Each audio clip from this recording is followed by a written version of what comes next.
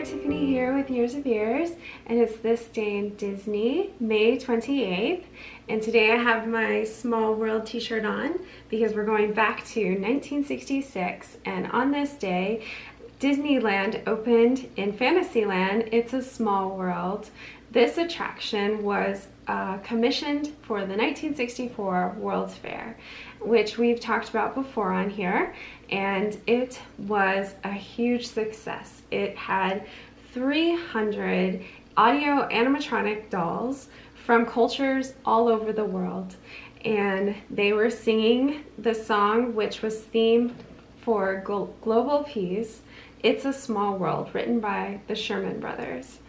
So Mary Blair was responsible for the attraction's design and color styling.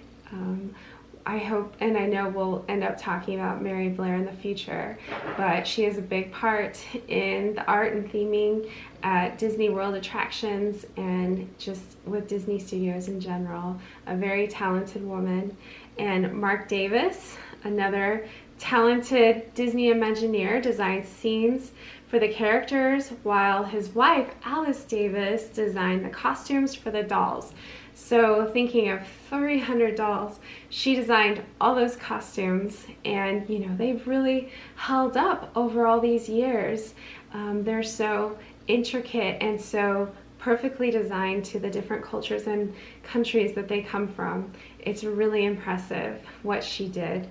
Raleigh Crump designed the toys and other figures, and Blaine Gibson sculpted the dolls. This attraction is at many Disney parks and beloved by many, disliked by some out there, hopefully not too many. I know our family loves It's a Small World, and I just enjoy riding it over and over again. There's something always, it just, even though you've seen it before, it just sticks out to you in a different way. It's such a great ride. It's a piece of art. I know I say that a lot about cartoons and rides. To me, a lot of Disney to me is art, and I enjoy it, and being able to see it often, just like you hang a beautiful painting in your home. I feel going and seeing these attractions again and again is viewing art again and again that's come together by all these talented people. And with, you know, a visionary at the top, of course, Walt Disney had the idea for this ride. And, you know, at the time, it was really important. And I think it may have had a lot to do of how there is a lot of unity around the world. And, you know, even if there's not, this is something we can turn to as an example of world unity and helping to understand other cultures. Children get to see other cultures and realize that there's people in other places that are just like them, and it's a small world after all. So love this attraction and can't wait to get back on it. Next up on this day in Disney in 1994, 25 years ago. Wow, 1994 was 25 years ago. Are they sure? Yes, it was. Disney's Wilderness Lodge opened at the Magic Kingdom Resort area.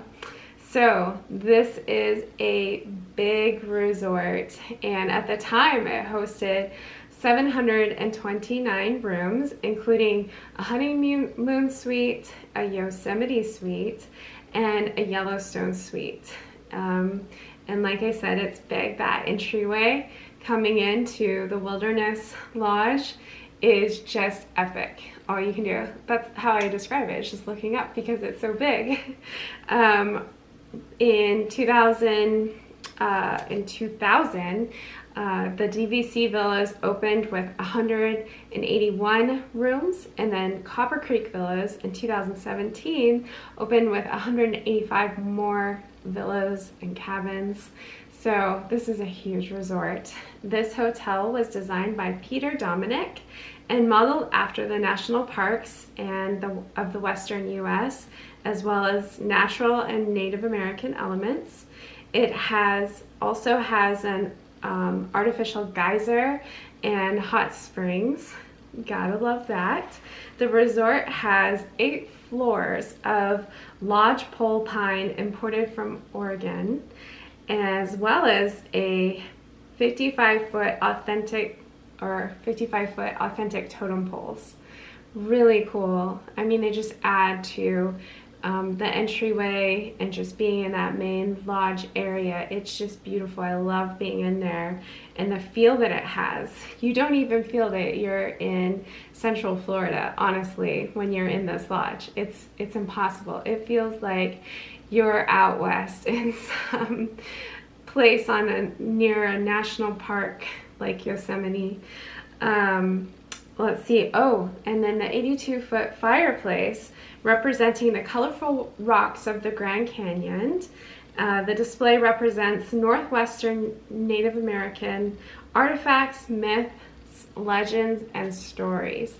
Yes, and that's something worth just doing. Just going, like, there's so much to see at this lodge, but just going and sitting and looking at the fireplace and looking at the artifacts and the designs and reading everything is really, really fun, really inspiring.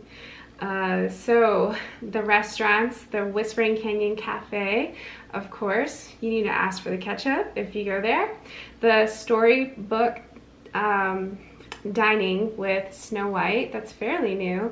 We have not been able to get a reservation. We would love to. I think it's hard to get a reservation because there's only a short period of time that you can get reservations for that restaurant. It's not open all day long, so somewhere in the future we'll get in there. And then the Roaring Fork, of course, the little quick service area, and the Territory Lounge. So it also has theme pools, jacuzzis, hot tubs, a kids zone, as well as a babysitting center. Plus, you get the awesome boat transfer to the Magic Kingdom. So we recently, last September, stayed at the Wilderness Lodge, and we loved it. We had a blast. I love being there, and I've gone over there a few times with Brad just to eat at the Whispering Canyon Cafe and meet up with some friends. It's such a great place to go to. I would encourage you, even if you can't stay, make a reservation or just go eat at the quick service, grab a bite to eat and go walk around. This is a cool place to be, and that's what I love about living close to Disney World right now, is all these themed resorts that you can go to. They really do set you in a theme that is different than, like I said before, Central Florida. And so for me, that's really exciting. Experiencing all these places, going to Epcot, experiencing different countries is something I really love, even though we can't necessarily leave the country all the time. Not everyone can afford to do that or wants to do that necessarily, but you can almost really feel that and do that at Disney World, which makes it really fun. So go check it out, and I hope you're having a great day.